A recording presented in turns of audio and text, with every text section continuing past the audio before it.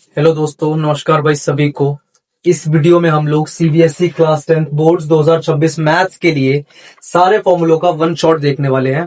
इस वीडियो में हम लोग चैप्टर 1 से लेकर स्टैटिस्टिक चैप्टर जो आपका लास्ट चैप्टर है वहां तक के सारे फॉर्मूले देखने वाले हैं। हर एक चैप्टर के जितने भी आपके एग्जाम में आने वाले हैं, तो फॉर्मूले के लिए ये एक वीडियो ही आपके लिए पर्याप्त होगी। चलिए शुरू करते हैं। चैप्टर 1 रियल नंबर्स का हमने जो एक फॉर्मूला है आपकी बुक में वो लिख लिया है कि LCM of A comma B into HCF of A comma B is equal to A multiply B, where A and B are any real number. जहां पे ए और बी कोई भी रियल नंबर्स हो सकते हैं, कि ए और बी कोई भी दो नंबर हैं, उनका एलसीएम करा आपने और एचसीएफ करा, दोनों को मल्टीप्लाई करेंगे तो उन दोनों नंबर्स के मल्टीप्लाई के बराबर निकलेगा वो। ठीक है। दूसरा चैप्टर 2 पॉलिनोमियल से आपका जो फॉर्मूला है वो है if alpha and beta are the zeros of the polynomial.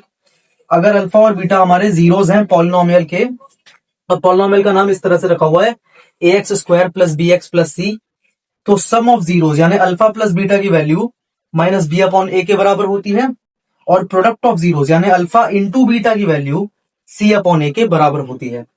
ये आपके स्टार्टिंग के दो चैप्टर्स के सिर्फ इतने ही फॉर्मूले हैं। इस चैप्टर में और कोई फॉर्मूले नहीं है, तो दोनों चैप्टर के मिला के इतने ही है। हेलो दोस्तों, नमस्कार भाई सभी को। इस वीडियो में हम लोग सीबीएसई क्लास 10 बोर्ड्स 2026 मैथ्स के सारे फॉर्मूलों का वन शॉट देखने वाले हैं। इस वीडियो में आपको चैप्टर 1 से लेकर आपका लास्ट चैप्टर जो कि प्रोबेबिलिटी है वहां तक के आपको सारे फॉर्मूले मिलने वाले हैं। तो अभी हमने स्टार्टिंग के दो चैप्टर्स का फॉर्मूले लिख लिए हैं, पहले आप इन फॉर्मूलों को देख लीजिए। और अगर आपको अपने बोर्ड से जस्ट पहले कोई फॉर्मूले की वो नहीं मिल रही है, कोई वीडियो नहीं मिल रही है, या फिर आपको पेजेस नहीं मिल रहे हैं, तो आप इस वीडियो से सारे फॉर्मूले एक बारी में देख सकते हैं ताकि आप सबको रिवाइज कर सकें। ये एक वीडियो फॉर्मूले के लिए पूरी पर्याप्त होगी।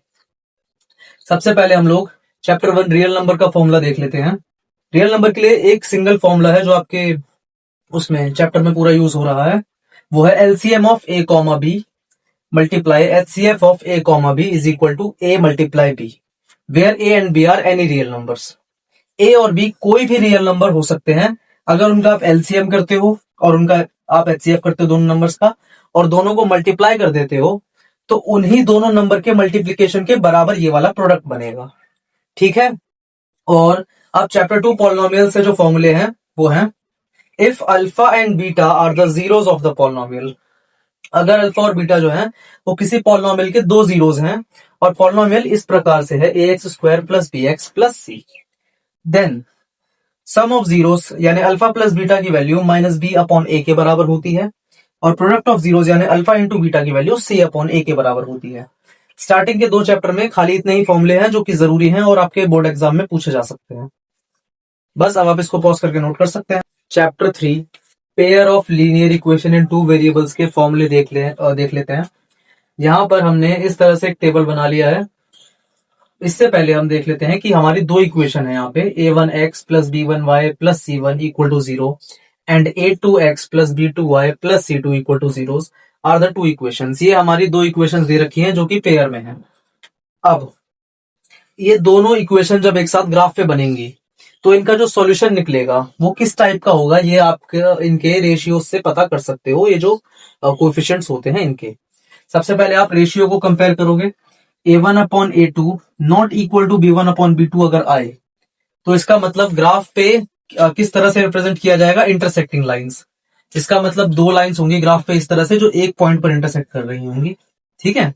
एक पॉइंट पर इंटरसेक्ट करने का मतलब यही है कि इसमें एग्जैक्टली वन सॉल्यूशन यानी कि कोई एक सॉल्यूशन यूनिक होगा, और वही पॉसिबल होगा ऐसी दो इक्वेशंस के लिए जिनमें a1 by a2 not equal to b1 by b2 निकले। दूसरा a1 by a2 equal to b1 by b2 equal to c1 by c2, ये तीनों रेशियो एक दूसरे के बराबर निकल जाएं। अगर तीनों बराबर निकल जाएं इसका मतलब जो ग्राफिकल रिप्रेजेंटेशन होगा वो होगा कोइंसिडेंट लाइंस का। कोइंसिडेंट लाइन का मतलब होता है कि एक लाइन के ऊपर दूसरी लाइन पूरी तरह से कवर हो जाए। इसका मतलब दोनों लाइंस एक दूसरे के ऊपर चले। इसका मतलब यह है कि पॉइंट ऑफ इंटरसेक्शन कितने होंगे, इनफाइनाइट होंगे। अगर वो दोनों एक दूसरे के ऊपर चढ़ के चल रहे हैं मतलब उन दोनों के इंटरसेक्शन तो इनफाइनाइट हो गए ना। इसीलिए इनके सॉल्यूशन भी कैसे निकलते हैं, इनफाइनाइटली मैनी सॉल्यूशन निकलते हैं। अब तीसरा केस जो होता है हमारा, उसमें होता है a1 by a2 equal to b1 by b2 not equal to c1 by c2। इसका मतलब स्टार्टिंग के दो रेशियोज तो बराबर होंगे, लेकिन एंड का जो रेशियो होगा वो बराबर नहीं होगा, जिसकी वजह से इस वाले केस में हमारी जो ग्राफिकल रिप्रेजेंटेशन होती है वो होती है पैरेलल लाइंस की, यानी दोनों ग्राफ की पैरेलल लाइंस बनती हैं। इसका मतलब यह है कि वो कहीं पर भी इंटरसेक्ट नहीं करती, जिसकी वजह से सॉल्यूशन कैसे होते हैं, नो सॉल्यूशन, यानी कि कोई भी सॉल्यूशन नहीं बनता। ये तीन टाइप के आपके केसेस बनते हैं। अब आप इसका भी स्क्रीनशॉट ले सकते हैं या फिर आप इसको पॉज करके नोट कर सकते हैं। चैप्टर 4 क्वाड्रेटिक इक्वेशन के फॉर्मूले देखने जा रहे हैं। फॉर्मूले स्टार्ट होते हैं, if ax² + bx + c equal to 0 is a quadratic equation. अगर हमारी क्वाड्रेटिक इक्वेशन इस रूप में है, जो कि ये जनरल फॉर्म में क्वाड्रेटिक इक्वेशन इसी रूप में होती है, देन डिस्क्रिमिनेंट यानी d की वैल्यू जो होती है वो होती है b² - 4ac के बराबर। अब इस डिस्क्रिमिनेंट का यूज काफी मतलब जरूरी है, ताकि आप नेचर ऑफ रूट्स पता कर पाए कि रूट्स का कैसा नेचर होने वाला है। अभी जो ये क्वाड्रेटिक इक्वेशन है इसकी, सबसे पहले अगर d की वैल्यू आपकी 0 के बराबर आती है, ये सॉल्व करने के बाद अगर आपकी d की वैल्यू 0 के बराबर आती है, इसका मतलब नेचर कैसा है, इक्वल एंड रियल रूट्स। मतलब रूट्स जो है वो रियल नंबर भी है और दोनों के दोनों रूट्स बराबर भी है एक दूसरे के। दूसरा, अगर d की वैल्यू 0 से बड़ी आती है, d की वैल्यू 0 से बड़ी आने का मतलब है कि रूट्स रियल तो होंगे लेकिन इक्वल नहीं होंगे, मतलब दोनों अलग अलग निकलेंगे। और अगर d की वैल्यू 0 से छोटी आती है, इसका मतलब नो रियल रूट्स, यानी कि रियल रूट्स एग्जिस्ट नहीं करेंगे। उस केस में कोई भी रियल रूट फॉर्म नहीं होगा, कोई भी रियल रूट फॉर्म नहीं होगा। अब ऐसे में अगर आप d निकाल लेंगे, उसके बाद आपका एक क्वाड्रेटिक फॉर्मूला होता है, आपकी बुक में है, जिससे आप दोनों रूट्स की वैल्यू निकाल सकते हैं एग्जैक्ट। वो फॉर्मूला होता है x इज इक्वल टू, यानी कि x की जो भी दो वैल्यूज होंगी वो होंगी -b ± √d अपॉन 2a। अब ये प्लस माइनस दोनों क्यों लगाए हैं, क्योंकि रूट के बाहर कोई भी नंबर आता है तो प्लस और माइनस दोनों में काउंट होता है। और आप एक बार प्लस में करके सॉल्व करेंगे √d की वैल्यू तो एक 0 आएगा, और एक बार माइनस में करके सॉल्व करेंगे तो दूसरा 0 आ जाएगा। इस तरह से आपको दोनों जीरोस की वैल्यू मिल जाएगी क्वाड्रेटिक फॉर्मूले से। अब आप इसको पॉज करके लिख सकते हैं। चैप्टर 5 अरिथमेटिक प्रोग्रेशन का फॉर्मूला स्टार्ट करने जा रहे हैं। If a1 a2 a3 a4 are in the AP, अगर इस तरह से हमारी कोई AP दे रखी है a1 a2 a3 a4 an तक, देन a1 हमारी फर्स्ट टर्म हो जाएगी, n मतलब नंबर ऑफ टर्म्स हो जाएंगे। कॉमन डिफरेंस का फॉर्मूला होगा a2 - a1 या फिर nth term minus n - 1th term, यानी कि n की जगह आप कुछ भी पुट कर सकते हो। 3 पुट कर दिया तो थर्ड टर्म में से सेकंड टर्म माइनस करने पे कॉमन डिफरेंस आ जाएगा। मान लो 4 पुट कर दिया तो फोर्थ टर्म में से थर्ड टर्म माइनस करने में भी कॉमन डिफरेंस आ सकता है। इसके बाद nth टर्म का जो फॉर्मूला होता है, यानी an का जो फॉर्मूला होता है वो होता है a + n - 1d।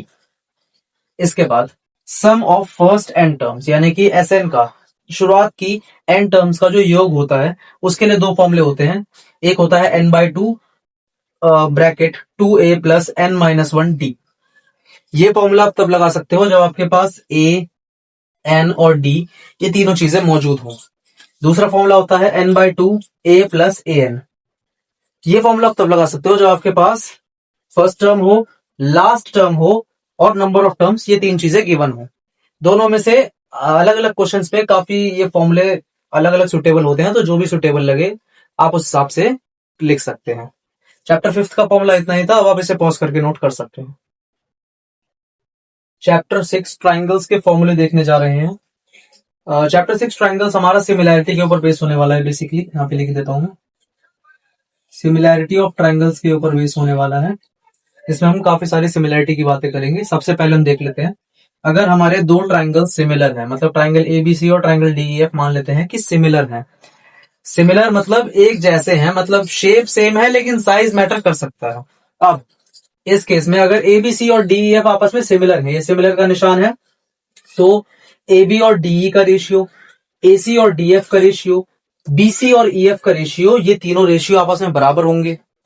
इसके बाद एंगल A एंगल D के बराबर होगा, एंगल B एंगल E के बराबर होगा और एंगल C एंगल F के बराबर होगा। हमेशा ये बातें होंगी अगर दो ट्राइंगल्स आपस में सिमिलर हैं तो उनकी साइड्स रेशियो में बराबर होंगी और उनके सभी एंगल एक दूसरे के बराबर होंगे, कोरेस्पॉन्डिंग पार्ट्स मतलब, है ना। दूसरी बात, अगर एक राइट एंगल ट्राइंगल है जिसमें एक 90 डिग्री का एंगल है, इस 90 डिग्री के एंगल से अगर हम कोई भी एक परपेंडिकुलर वर्टेक्स तीसरी हाइपोटेनस पे डालते हैं तो ये ट्राइंगल दो हिस्सों में बढ़ जाएगा, छोटे छोटे हिस्सों में। ये दोनों छोटे छोटे हिस्से इस बड़े पूरे ट्राइंगल से सिमिलर होंगे हमेशा। ये भी एक थ्योरम है जिसमें हम कहते हैं कि अगर 90 डिग्री से हमने कोई वर्टेक्स गिराई है तीसरी हाइपोटेनस पे और वो जो वर्टेक्स है वो परपेंडिकुलर होनी चाहिए, कंडीशन ये है बीडी परपेंडिकुलर एसी, मतलब ये जो परपेंडिकुलर मतलब सॉरी हमने वर्टेक्स डाली है ये परपेंडिकुलर हो, तो ये जो दो ट्राइंगल बीडीसी, ये एक छोटा ट्राइंगल और बीडीए ये एक छोटा ट्राइंगल, ये दोनों ट्राइंगल इस पूरे बड़े यानी एबीसी वाले ट्राइंगल के दोनों ही सिमिलर होंगे, जो मैंने लिख दिया है बीडीसी सिमिलर एबीसी और BDA is similar to ABC, और इस हिसाब से ये दोनों भी आपस में सिमिलर बोल सकते हो आप।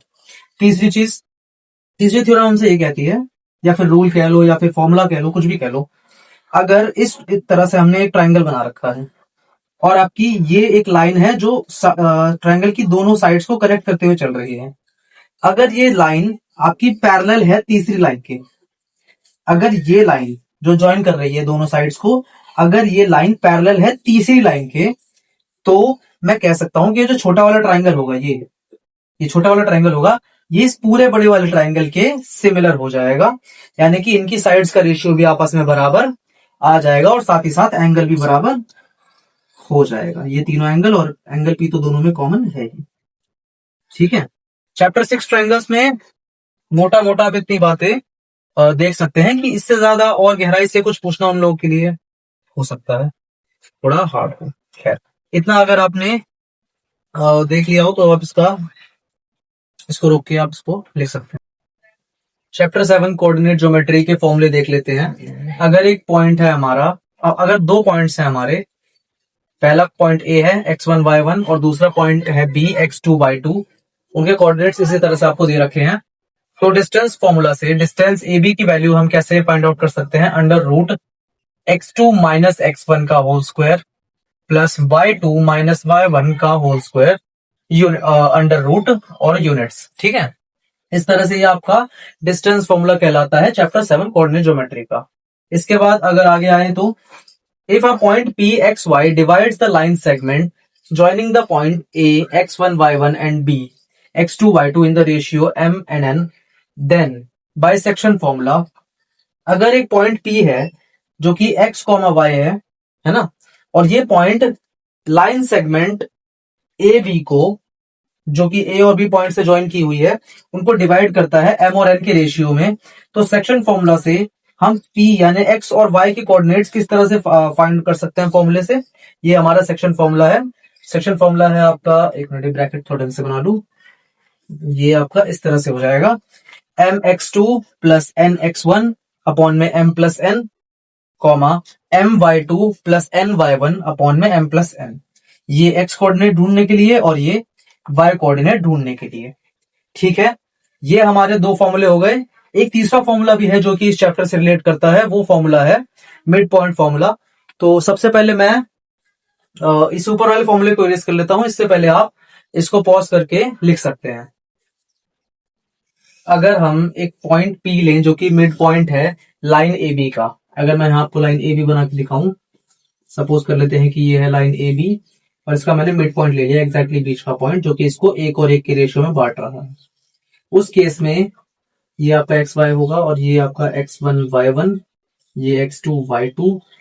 उस केस में अगर आपको x, y की वैल्यू चाहिए यानी x, y के कोऑर्डिनेट्स चाहिए तो मिड पॉइंट फॉर्मूला से वो कोऑर्डिनेट आप निकाल सकते हो, जिसके लिए फॉर्मूला आपका होगा x1 plus x2 upon 2, x coordinate के लिए सिंपल सा formula, comma y1 plus y2 upon 2, y coordinate निकालने के लिए सिंपल सा फॉर्मूला। अब आप ये चैप्टर 7 के फॉर्मूले खत्म हो चुके हैं। अब आप इन सभी का स्क्रीनशॉट या फिर इनको रोक पॉज करके लिख सकते हैं। चैप्टर 8 इंट्रोडक्शन टू ट्रिग्नोमेट्री, यानी ट्रिग्नोमेट्री के सारे फॉर्मूलेज हमारे यहाँ पे स्टार्ट हो चुके हैं। अब सबसे पहले ट्रिग्नोमेट्री के लिए साइन ए बराबर P अपॉन H, ये आपका एक फॉर्मूला होता है, कॉस ए बराबर बी अपॉन एच, tan ए बराबर पी अपॉन बी, और इसी तरह से कॉस, सेक और कॉट के भी हमने लिख लिए हैं। ये जो तीनों फॉर्मूले हैं ये परपेंडिकुलर, हाइपोटेनस और बेस के रिलेशन में होते हैं। इन तीनों का भी आपस में एक रिलेशन होता है जिसको आप पाइथागोरस थ्योरम में सीख चुके हैं। वो रिलेशन में मैं यहां लिख देता हूं। हाइपोटेनस का स्क्वायर बराबर perpendicular square plus base square, ये होता है आपका पाइथागोरस थ्योरम। ये होता है आपका पाइथागोरस थ्योरम। ठीक है, इन तीनों रिलेशंस को याद रखना होगा। इसके बाद अगले जो फॉर्मूले आते हैं वो आते हैं इनवर्स के फॉर्मूले, यानी कि साइन ए का फॉर्मूला होता है कॉसेक ए का इनवर्स, यानी 1/कॉसेक ए। कॉस का होता है 1/सेक ए, और टैन का होता है 1/कॉट ए। इसी तरह से अगर आप कॉसेक का वापस देखना चाहें तो 1/साइन ए हो जाएगा, इसी की तरह बस इन दोनों की जगह रिप्लेस कर देंगे। इसलिए मैंने इनको नहीं लिखा है, क्योंकि इतना तो आप समझदार हैं ही। अच्छा, अगर सेक का हमें फॉर्मूला बनाना हो तो सेक आप इधर भेज देंगे, कॉस को नीचे भेज देंगे, तो सेक का फॉर्मूला हो जाएगा 1/कॉस। कॉट को अगर इधर भेज देंगे, टैन को नीचे भेज देंगे, तो कॉट का भी फॉर्मूला बन जाएगा 1/टैन के रूप में। ठीक है, ये आपके कुछ इंपॉर्टेंट फॉर्मूले हैं जो आपकी पहली दूसरी एक्सरसाइज में काम आने वाले हैं। इसके बाद नेक्स्ट आपके golden formulas. Golden formulas very important formulas होते हैं, वेरी इंपॉर्टेंट। ये बात ध्यान में रख लेना कि ये वेरी इंपॉर्टेंट फॉर्मूले हैं। ये आपको प्रूव दैट वाले क्वेश्चन में बहुत हेल्प करते हैं। सबसे पहले पहला फॉर्मूला है sine square theta plus cos square theta equal to 1। दूसरा sec square theta minus tan square theta बराबर 1। और तीसरा cosec square theta minus cot square theta भी 1 के बराबर। मैंने अलाइनमेंट में 1 इसलिए लिखा है ताकि याद करने में आसानी रहे। इस साइड वाले बस आपको याद करने हो और इस साइड आपको पता हो कि हाँ इक्वल में 1 ही रखना है हमें। ठीक है, अब ये होगा इंट्रोडक्शन टू ट्रिग्नोमेट्री के लिए कुछ हमारे फॉर्मुलेज। इसके बाद हमारे एक ट्रिग्नोमेट्री की टेबल भी है जिसमें हमारे साइन 30 की, कॉस 45 की, इन सब की वैल्यूज भी लिखी होती हैं। तो हम वो टेबल भी आपको इसके नेक्स्ट पेज में बताने वाले हैं। तब तक आप इसको रोक के आप इसका स्क्रीनशॉट या फिर इसको रोक के पॉज करके लिख सकते हैं। चैप्टर 8 का ट्रिग्नोमेट्री टेबल स्टार्ट करने जा रहे हैं। इस टेबल में हमें साइन, कॉस, टैन, कोसेक, सेक, कॉट सबकी 0 डिग्री, 30 डिग्री, 45 डिग्री, 60 और 90 पे वैल्यूज याद करनी है, या मतलब ये टेबल बनाने आना चाहिए। ऐसे करके भी हमारे कुछ क्वेश्चंस आते हैं जिनमें डायरेक्ट वैल्यूज लिख के फिर ऐड करना होता है या जो भी सिंप्लीफाई करना होता है। अब इस केस में आप इस टेबल को बनाने की जो ट्रिक है वो हमारी ये है कि सबसे पहले आप सिर्फ साइन की ये पूरी लाइन याद कर लो। साइन की पूरी लाइन याद करने के लिए आपको थोड़ा सा टाइम लग सकता है, शायद 5-10 मिनट लग सकते हैं, लेकिन सिर्फ साइन की एक लाइन याद कर लोगे तो पूरा टेबल बनाना बहुत ईजी हो जाएगा। कैसे? साइन की आपने लाइन याद करी 0, 1/2, 1/√2, √3/2, 1। अब इसके बाद इस लाइन को आप कन्वर्स कर दो, यानी उल्टा कर दो, यानी कि 1 एंड में लिखा हुआ था तो 1 को पहले लिख दो, फिर √3/2 है तो √3/2 यहाँ सेकंड पे, 1/√2, 1/√2 ठीक है, 1/2 यहाँ पे दूसरे नंबर पे था तो यहाँ पे लास्ट, सेकंड लास्ट पे हो जाएगा। 0 यहाँ पे फर्स्ट पे है तो वहां पे लास्ट पे हो जाएगा।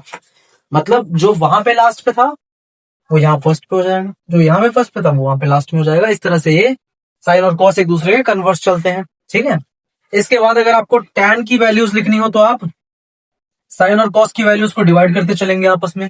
जैसे 0 को आपने 1 से डिवाइड किया तो 0 आ जाएगा, है ना। 0 को आपने 1 से डिवाइड किया तो 0 आ जाएगा।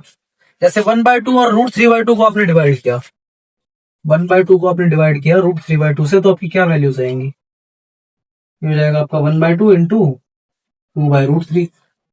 2 से 2 कैंसिल हो जाएगा, 1/√3 आपकी वैल्यू आएगी जो कि आपकी tan 30 की वैल्यू है। इसी तरह से 1/√2 और 1/√2 को डिवाइड करोगे तो आपका आंसर 1 आ जाएगा।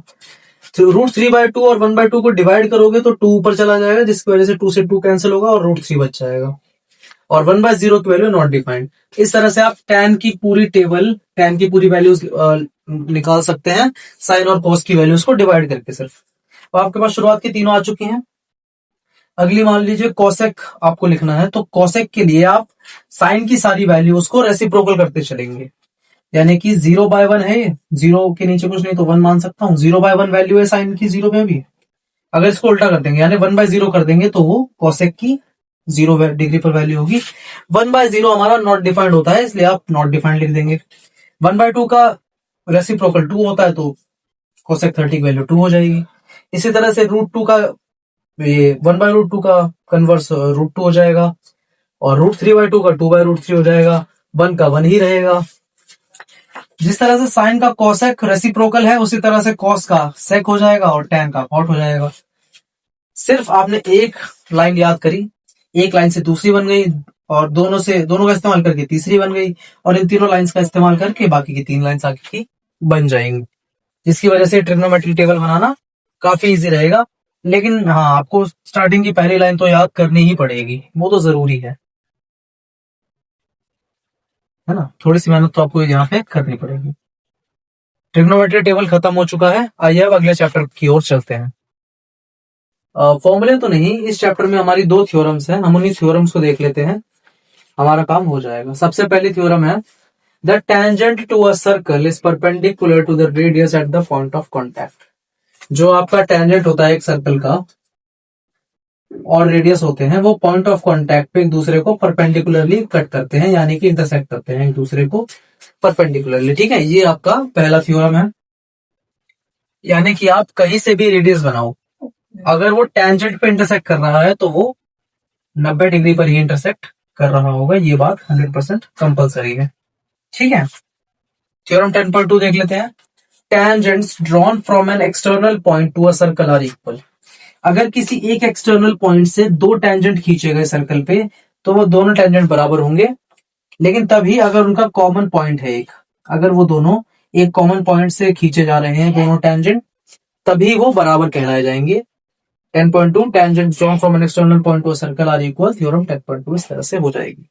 10.1 और 10.2 दो थ्योरम्स आपने कर लिए इस चैप्टर की, तो मोटा मोटा आप क्वेश्चन भी इसके सॉल्व कर पाएंगे। ओके,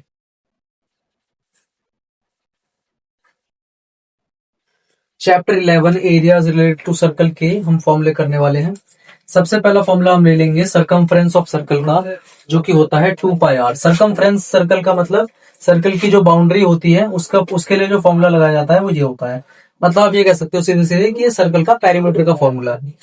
इसके बाद next, area of circle, circle के अंदर का जो एरिया होता है उसका फॉर्मूला होता है πr²। एरिया ऑफ सेक्टर जो होता है आपका, सेक्टर मतलब ये वाला हिस्सा, ये पूरा दिख रहा है आपको, ये पूरा जिसको मैंने अभी शेड किया है, ये पूरा आपका सेक्टर होता है। ठीक है, इस पूरे सेक्टर का जो एरिया होता है, अगर आप माइनर सेक्टर ले रहे हो, यानी कि ये छोटा सा हिस्सा ले रहे हो, तो θ/360 इंटू πr²। इसके अलावा सर्कल का जो भी हिस्सा होता है उसे हम मेजर सेक्टर बोलते हैं, और उसके लिए हम थीटा में से 360 माइनस कर देते हैं, बाकी सब सेम रहता है। इसी तरह से लेंथ ऑफ आर्क की बात करें तो आर्क की लेंथ मतलब ए से लेकर बी तक की ये जो लेंथ है, ये जिसको मैं अंडरलाइन कर रहा हूं, देख सकते हैं आप लोग, जिस तरह से जिसको इसको मैंने अंडरलाइन कर दिया, से लेकर बी तक की जो लेंथ होती है उसका फॉर्मूला होता है θ/360 इंटू 2πr। ठीक है, थीटा आपका वो सेंट्रल एंगल होगा जो कि इन दोनों सेक्टर्स के द्वारा, आर्क के द्वारा बनाया जाएगा। ठीक है, इसके बाद area of minor segment, segment मतलब ये नीचे वाला हिस्सा है, ये दिख रहा है आपको अनशेडेड रीजन, जिसको मैंने अभी बता दिया, ये अनशेडेड रीजन, ये वाला हिस्सा जिसको डार्क कर दूं, ये वाला हिस्सा आपका क्या होता है, सेगमेंट होता है। और सेगमेंट का फॉर्मूला होता है θ/360 into πr² minus r² sine theta upon 2। ये करने की जरूरत इसलिए पड़ी क्योंकि ये इस ट्रायंगल का एरिया होता है। आप मान सकते हैं पूरे सेक्टर में से हमने एरिया ट्रायंगल का माइनस कर दिया, तो ये नीचे वाला हिस्सा बचता है जो कि आपका सेगमेंट माना जाता है। ठीक है, मेजर सेगमेंट अगर आपको निकालना हो, वैसे तो कभी क्वेश्चंस में मेजर सेगमेंट निकालने की बात की नहीं जाती है, लेकिन कोई भरोसा नहीं होता, तो आप उसमें क्या कर सकते हैं, जो पूरे सर्कल का एरिया होगा उसमें से माइनर सेगमेंट को आप माइनस कर देंगे, तो आपका मेजर सेगमेंट निकल के आ जाएगा। ये सारे चैप्टर 11 के फॉर्मूले हैं। अब आप इनको पॉज करके इनको लिख सकते हैं। सरफेस एरियाज एंड वॉल्यूम के फॉर्मूले स्टार्ट करने जा रहे हैं। इस चैप्टर में पूरे आपके 6 फॉर्मूलेज होने वाले हैं, मतलब 6 शेप्स होने वाले हैं, जिनके 3-3 फॉर्मूले होंगे, तो कुल मिला के 18 फॉर्मूले आपके होने वाले हैं। सबसे पहले क्यूबॉइड की शेप आती है। क्यूबॉइड की शेप में सबसे ये जो आपकी होती है लेंथ होती है क्यूबॉइड की, फिर ये ब्रेथ होती है, फिर ये होती है जो हाइट होती है। ठीक है, अब टीएसए की बात करें तो टीएसए में हम ऊपर नीचे आगे पीछे और दाएं बाएं सारे जगह के सरफेस को ऐड कर देते हैं, तो सारे सरफेस का एरिया ऐड करके हमारा ये फॉर्मूला बन जाता है। CSA यानी कर्व सरफेस एरिया की अगर हम बात करें तो ऊपर और नीचे यानी टॉप और बॉटम व्यू हम हटा देते हैं। टॉप और बॉटम व्यू हटाने के बाद हमारा फ्रंट का, बैक का और लेफ्ट का, राइट का, ये 4 व्यूज बचते हैं हमारे, और इन चारों का एरिया मिला के होता है 2h bracket L plus B. ठीक है। और वॉल्यूम यानी कि इसके अंदर कितनी जगह है, स्पेस कितना है इसका, उसके लिए फॉर्मूला होता है L into B into H. ठीक है, क्लियर हुई बात। क्यूब पे आते हैं। क्यूब एक ऐसा क्यूबॉइड मान लीजिए आप जिसकी लेंथ, ब्रेथ, हाइट तीनों सेम होती है, इसलिए हम उसको ए से दर्शा देते हैं। लेंथ को भी ए से, ब्रेथ को भी ए से और हाइट को भी ए से। इसके बाद अगर हम टीएसए का फॉर्मूला देखना चाहें तो हर एक साइड आपकी स्क्वायर शेप की होती है क्योंकि बराबर होती है। टोटल 6 फेसेस होते हैं, तो 6 फेसेस के लिए टोटल सरफेस एरिया हो गया आपका 6a स्क्वायर। क्लियर। इसके बाद सीएसए के लिए हम टॉप और बॉटम व्यू हटा देंगे, तो 6 में से हमने 2 सरफेस हटा दिए तो बचे कितने, 4। 4 सरफेसेस के लिए जो फॉर्मूला होता है वो होता है 4a स्क्वायर। वॉल्यूम की बात कर ले तो जैसे यहाँ पे L into B into H था, यहां पर भी क्या होगा, A आप बोल सकते हो, यानी ए का क्यूब। इसके बाद हम तीसरी शेप में आ जाते हैं अपने। तीसरी शेप हमारी जो होने वाली है वो होने वाली है सिलेंडर की। सिलेंडर शेप कुछ इस तरह से बनती है, ये हमारे इस तरह से होती है सिलेंडर की शेप। सिलेंडर की शेप, ठीक है। सिलेंडर शेप में सबसे पहले तो यहां से लेकर यहां तक ये होती है आपकी हाइट, जिसको आप बोलते हो h, हाइट ऑफ सिलेंडर। और ये आपके होते हैं रेडियस ऑफ बेस यानी r, इसको आप बोलते हो r यानी रेडियस ऑफ बेस। अब हम टीएसए की बात कर लें तो टीएसए ऑफ सिलेंडर का फॉर्मूला होता है 2πr bracket h plus r। ये हो जाता है हमारा टीएसए का फॉर्मूला, ऊपर नीचे और साइड के सारे सरफेस को मिला के। अब हम बात कर लेते हैं सीएसए। तो सीएसए का फॉर्मूला हो जाएगा हमारा 2πrh। ये क्या होगा, टॉप और बॉटम व्यू हटा के, इसका मतलब सिर्फ साइड वाला जो कर्व हिस्सा होता है ना आपका सिलेंडर में, सिर्फ कर्व सरफेस का एरिया। इसके बाद अगर हम वॉल्यूम की बात कर ले तो वॉल्यूम ऑफ सिलेंडर यानी कि कितना आयतन यानी कितनी जगह होगी इसकी, उसके लिए हमारा फॉर्मूला होता है पाई आर स्क्वायर एच। ये इस तरह से सिलेंडर का फॉर्मूला और टीएसए, सीएसए और वॉल्यूम का खत्म हो जाता है। सिलेंडर हो गया। सिलेंडर के बाद हम आते हैं अपने चौथे शेप पे, जो कि हमारा होता है कोन। और कोन आपका किस तरह से बनता है, कोन बनता है आपका इस तरह से। बर्थडे कैप देखी होगी आपने, बिल्कुल वैसा ही बनता है। अब इस बर्थडे कैप में यानी कि कोन में 3 हिस्से होते हैं।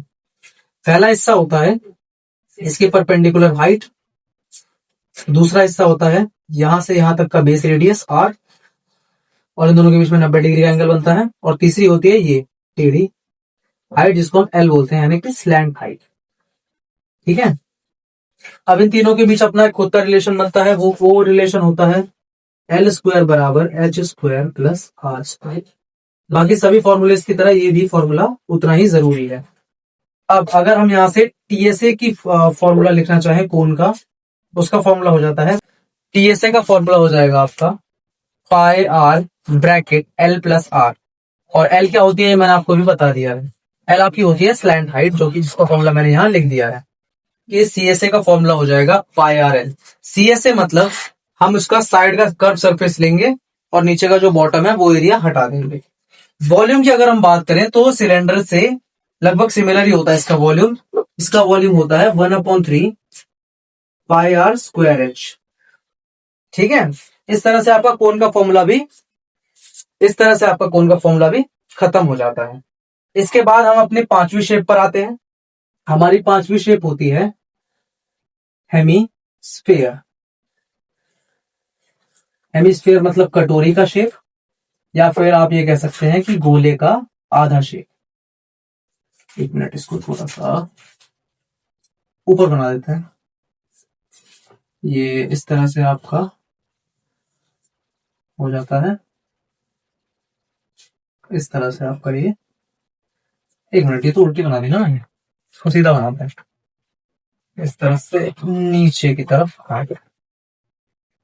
ये आपका हो जाता है हेमिस्फीयर। यहां से लेकर यहां तक हेमिस्फीयर का हो जाता है रेडियस। ठीक है। और हेमिस्फीयर में सिर्फ रेडियस ही होता है जो कि हेमिस्फीयर का हिस्सा होता है। अब इसके बाद अगर हेमिस्फीयर की टीएसए की बात करें तो हेमिस्फेयर का टीएसए हो जाता है 3 पाई r स्क्वायर। हेमिस्फेयर का सीएसए हो जाता है, सीएसए में हम इसका टॉप वाला पार्ट रिमूव कर देंगे, तो 3 पाई r स्क्वायर में से एक सर्कल यानी पाई r स्क्वायर रिमूव कर दिया तो बचेगा 2 पाई r स्क्वायर। और अगर हेमिस्फेयर के वॉल्यूम की बात कर लें तो वॉल्यूम का फॉर्मूला थोड़ा सा कॉम्प्लिकेट लग सकता है आपको, वो होता है 2/3 पाई r क्यूब। ये हो गया आपका हेमिस्फेयर का वॉल्यूम का फॉर्मूला। इसके बाद हम अपनी अगली शेप पे आते हैं। हमारा अगला शेप हो जाएगा स्फेयर, जो कि हमारा इस चैप्टर का लास्ट फॉर्मूला होगा, मतलब लास्ट 3 फॉर्मूले होंगे। स्फेयर का शेप होता है एकदम गोल शेप का, बट 3D में, मतलब एक बॉल की शेप मान सकते हो आप। इसमें भी आपका एक रेडियस होता है बस, और कुछ नहीं होता। अब अगर मैं स्फेयर के टीएसए और सीएसए की बात करूं, स्फेयर का टीएसए या सीएसए, स्फेयर को आप कहीं से भी देखो, आगे पीछे ऊपर नीचे हर जगह से सेम ही दिखता है, उसका हर जगह से कर्व सरफेस ही होता है। तो आप उसके टीएसए या सीएसए को दो हिस्सों में बांटने की बजाय सिर्फ उसका सरफेस एरिया बोल देते हो, यानी कि एसए। तो स्फेयर का सिर्फ सरफेस एरिया होता है, जिसका फॉर्मूला हो जाता है 4 पाई r स्क्वायर। और इसके बाद डायरेक्टली इसका वॉल्यूम का फॉर्मूला आता है। मतलब स्फेयर में 3 फॉर्मूले नहीं बल्कि सिर्फ 2 फॉर्मूले होते हैं। और इसका फॉर्मूला हो जाएगा वॉल्यूम का 4/3 पाई r क्यूब। हेमिस्फेयर से एग्जैक्टली डबल हो जाएगा इसके वॉल्यूम का फॉर्मूला, क्योंकि जाहिर सी बात है आधे आधे बटे होते हैं हेमिस्फेयर, तो दो हेमिस्फेयर मिला के एक स्फेयर बनता है। इस तरह से आपके सारे फॉर्मूले हो चुके हैं। अब आप इसको पॉज करके इसको लिख सकते हैं। 13 स्टैटिस्टिक्स के फॉर्मूले देखने जा रहे हैं। स्टैटिस्टिक्स के फॉर्मूले देखने के लिए सबसे पहले आपको ये टेबल समझना जरूरी है, जिसमें एक क्लास इंटरवल मौजूद होता है 0 से 10, 10 से 20, ये सब आपकी पूरी क्लास इंटरवल होती है। इसके बाद कुछ फ्रीक्वेंसीज होती हैं। इसके बाद क्लास मार्क आपको गिवन नहीं होती बल्कि खुद से निकालनी पड़ती है। क्लास मार्क निकालने का तरीका ये है कि आप क्लास इंटरवल के बीच वाला नंबर देख लो, यानी 0 से 10 के बीच में कौन सा नंबर आता है, 5।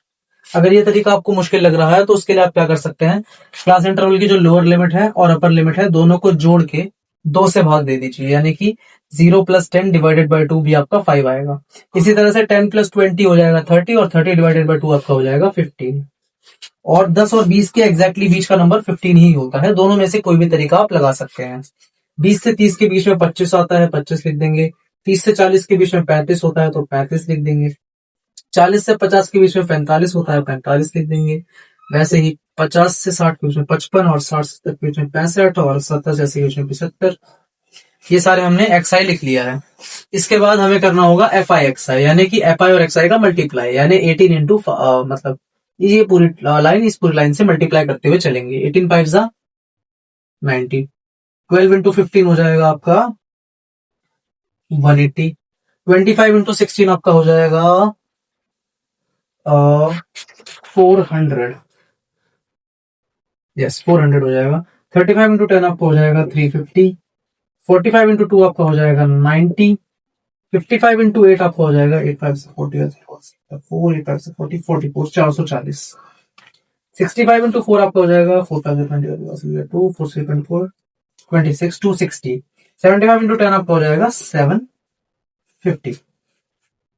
अब अगर आपको डायरेक्ट मेथड से इसको सॉल्व करना है, डायरेक्ट मेथड पहले आपको बता दिया जाता है।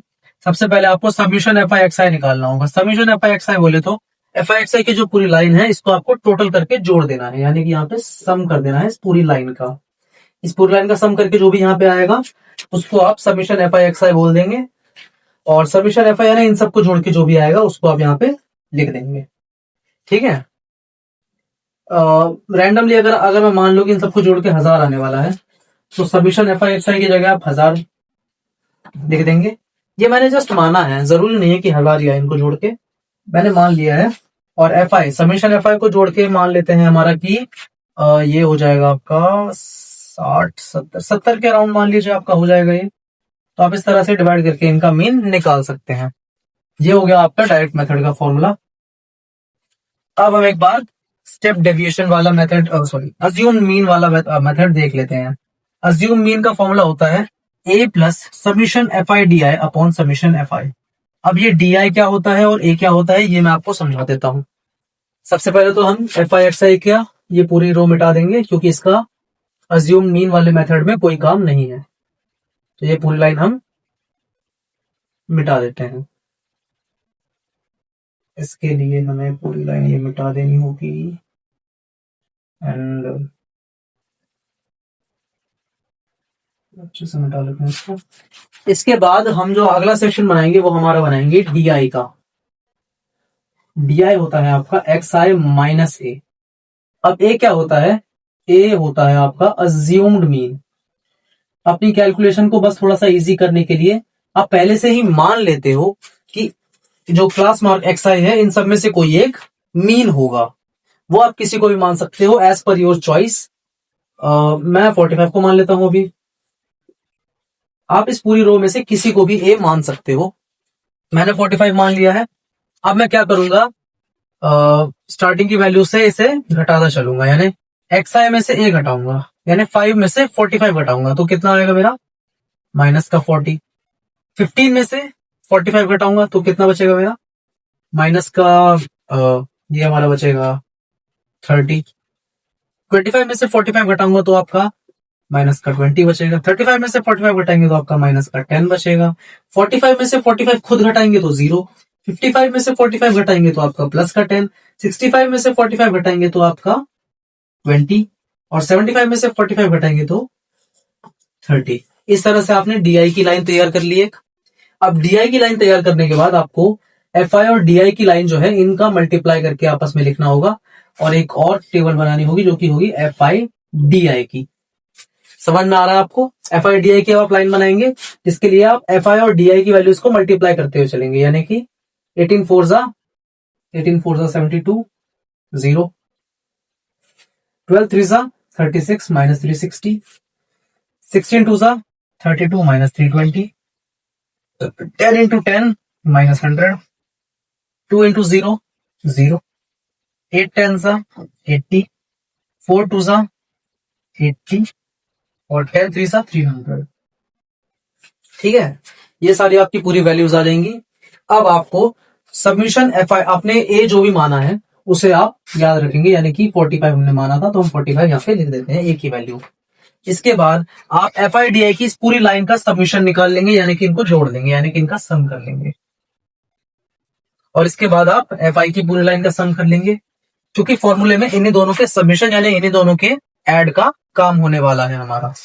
तो बस आपने इसको जोड़ के जो भी आंसर आया आपका वो आपने मान लीजिए 1000 आया इसको जोड़कर भी, और मान लेते हैं एफ आई जोड़कर भी 70 ही आएगा और अज्यूम मीन 45 हो गया। तो ये इस तरह से आप कैलकुलेट कर पाएंगे। ये अज्यूम मीन वाला तरीका है जो कि हो चुका है। तीसरा हमारा स्टेप डेविएशन का मेथड हम स्टार्ट करने जा रहे हैं। स्टेप डेविएशन मेथड का जो फॉर्मूला होता है वो होता है a plus H submission F I you I upon submission F I. अब इसमें h और यू आई क्या है, ये दो नई चीजें हैं, ये मैं आपको समझा देता हूं। सबसे पहले h जो होता है वो होता है आपका क्लास साइज।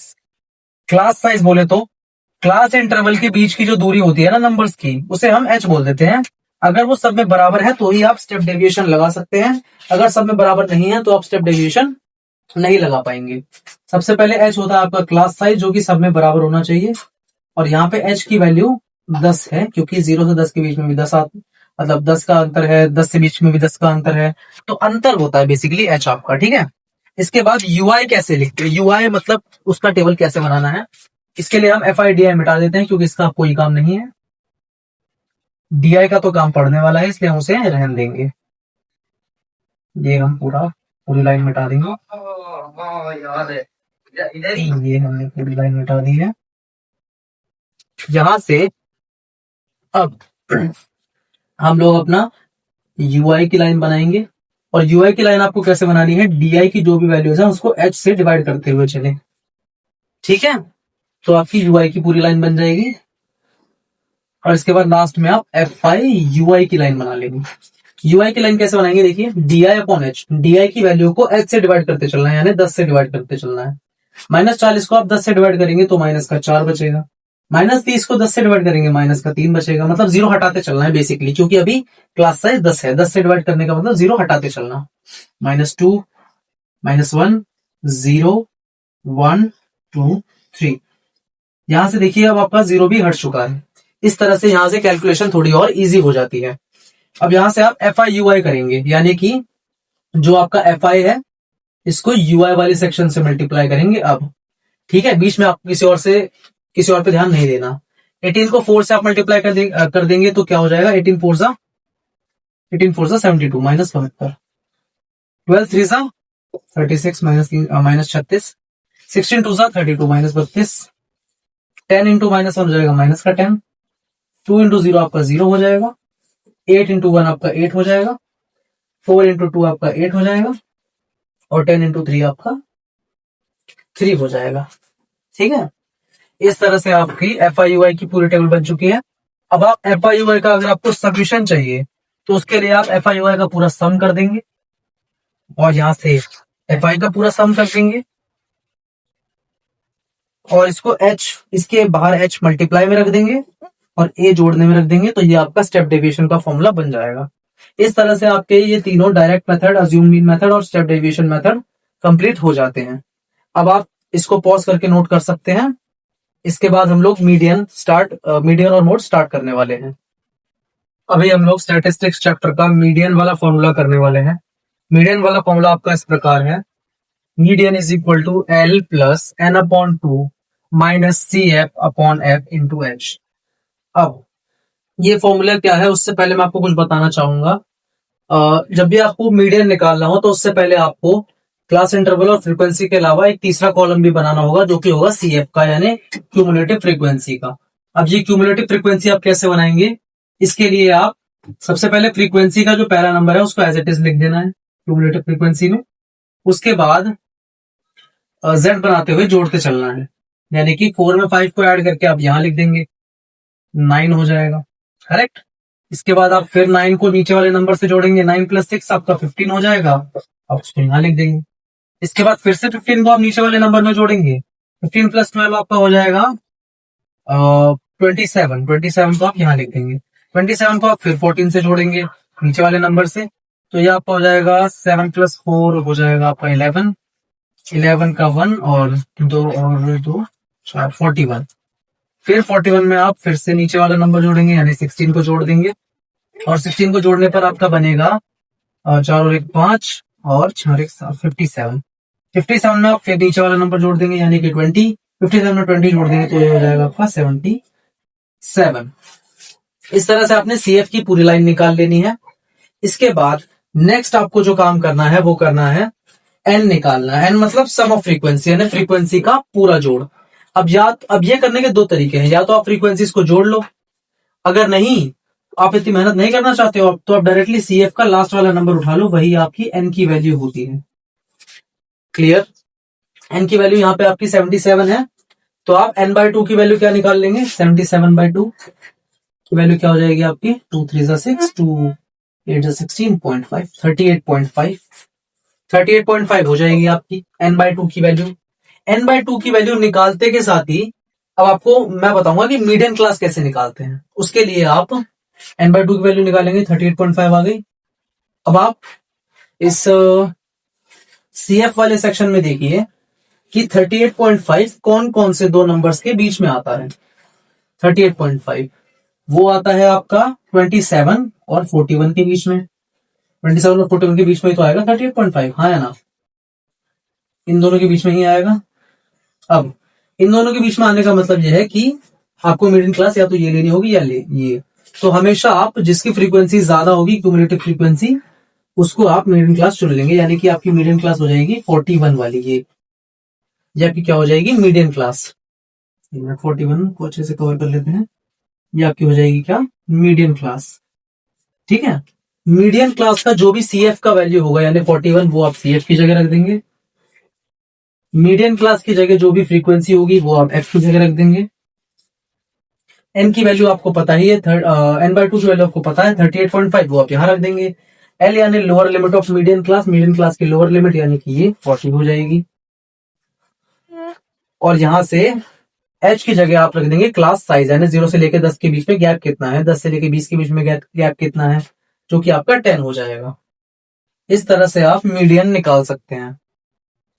मीडियन खत्म हो चुका है, मीडियन इतना ही था। अब आप इसे पॉज करके नोट कर सकते हैं। मोड स्टार्ट करने जा रहे हैं। मोड है आपका L plus F1 minus F0 upon 2F1 minus F0 minus F2 into H। अब इस केस में आपका F1 क्या होगा? जो आपका F1 वाली क्लास होगी वही आपकी मॉडल क्लास कहलाई जाएगी। और F1 आप कैसे पहचानेंगे? वो फ्रीक्वेंसी जो सबसे बड़ी होगी वो आपकी F1 हो जाएगी, और वो जिस क्लास में होगी वो आपकी मॉडल क्लास कहलाई जाएगी। ये आपकी क्या हो जाएगी? Model class. यहां से आपका 17 है जो जिसकी फ्रीक्वेंसी सबसे ज्यादा है, तो ये आपका F1 बोला जाएगा इसको। अब F0 किसे बोला जाएगा? फ्रीक्वेंसी प्रीसीड्स F1, यानी F1 के को प्रीसीड करती है, यानी F1 के पीछे वाली फ्रीक्वेंसी को आप F0 बोल दोगे और F1 के आगे वाली फ्रीक्वेंसी को आप F2 बोल दोगे। ठीक है।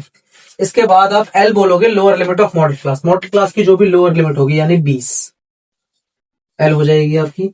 और H यानी क्लास साइज। क्लास साइज यानी 0 से 10, 10 से 20, 20 से 30 के बीच का डिफरेंस यानी कि H। इस तरह से आप सारी चीजों आपको मिल जाएंगी और यहां से आप पुट करके मोड की वैल्यू निकाल पाएंगे। मोड का यही फॉर्मूला है। अब आप इसे पॉज करके नोट कर सकते हैं। चैप्टर 13 के फॉर्मूलेस खत्म हो चुके हैं। चैप्टर 14 प्रोबेबिलिटी के फॉर्मूले स्टार्ट करने जा रहे हैं। सबसे पहला फॉर्मूला होगा probability of an event E का फॉर्मूला होगा number of outcomes favourable to E, यानी E इवेंट के फेवर में जो भी आउटकम होंगे उनका टोटल नंबर कितना होगा अपॉन में total number of outcome. For example, आपने एक कॉइन को टॉस करा तो टेल्स आने की प्रोबेबिलिटी क्या है? सबसे पहले तो टेल्स आने के आउटकम्स क्या है? एक सिक्के को अगर आप एक बार उछालते हो तो टेल्स आने के आउटकम तो सिर्फ एक ही है। एक ही बारी तो टेल आ सकता है, क्या दोनों तरफ टेल थोड़ी होता है? अपॉन में total number of outcome. Outcome total कितने हैं? कितनी चीजें आ सकती हैं उसमें? या तो हेड आ सकता है या टेल आ सकता है, तो वो हो जाएगा नीचे 2। इस तरह से आप प्रोबेबिलिटी निकाल सकते हो। ठीक है। दूसरी बात, probability of event plus probability of not event, यानी इवेंट होने की प्रोबेबिलिटी और इवेंट ना होने की प्रोबेबिलिटी दोनों को मिला के हमेशा 1 के बराबर आता है। दोनों को मिला के हमेशा 1 के बराबर आता है। यानी कि अगर आपको कोई इवेंट की प्रोबेबिलिटी दे रखी है और आपसे ये पूछा है कि ये इवेंट ना होने की प्रोबेबिलिटी क्या होगी, तो आप 1 में से माइनस कर दोगे तो सिंपली काम हो जाएगा। तीसरी बात, कोई भी प्रोबेबिलिटी हमेशा 0 से बड़ी होती है या उसके बराबर हो सकती है और 1 से छोटी या उसके बराबर हो सकती है। 0 के बराबर प्रोबेबिलिटी कब होगी? जब चांसेस इम्पॉसिबल हो। और 1 के बराबर कब होगी? जब चांसेस 100% श्योर हो। ठीक है। ये बातें आपको ध्यान में रखनी है। प्रोबेबिलिटी का सिर्फ इतना ही हमारे फॉर्मुलेज हैं। बाकी क्वेश्चंस के जो कॉन्सेप्ट होते हैं, क्वेश्चंस आपके कई टाइप से पूछे जाते हैं। पहला टाइप होता है कार्ड्स, दूसरा टाइप होता है आपका कॉइन्स और तीसरा टाइप होता है आपका डाइस और चौथा टाइप होता है आपका मार्बल्स हो गया, स्टोन्स हो गया, एक्सेट्रा।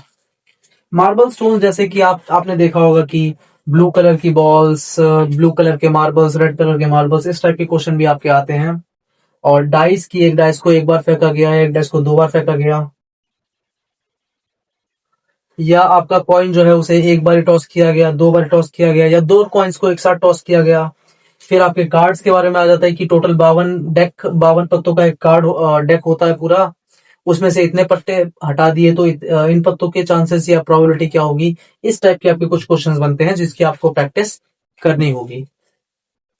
ये आपके फॉर्मूले होते हैं और ये आपके क्वेश्चंस के टाइप होते हैं जो इस चैप्टर से पूछे जा सकते हैं। हमने हमारे फॉर्मूले की पूरी सीरीज खत्म कर ली है। इस वन शॉट के साथ आप सारे फॉर्मूलोस को एक ही वीडियो में रिवाइज कर पाएंगे। कल 2026 बोर्ड का मैथ्स का एग्जाम है। ये मैं वीडियो रात में शूट कर रहा हूं, तो मैं सभी बच्चे जो 2026 बोर्ड्स एग्जाम देना चाहते हैं, देने जा रहे हैं, उनको मैं ऑल द बेस्ट बोलना चाहूंगा। आपका मैथ्स का पेपर बहुत अच्छे से हो, ऐसी दुआ करूंगा। Thank you so much for watching.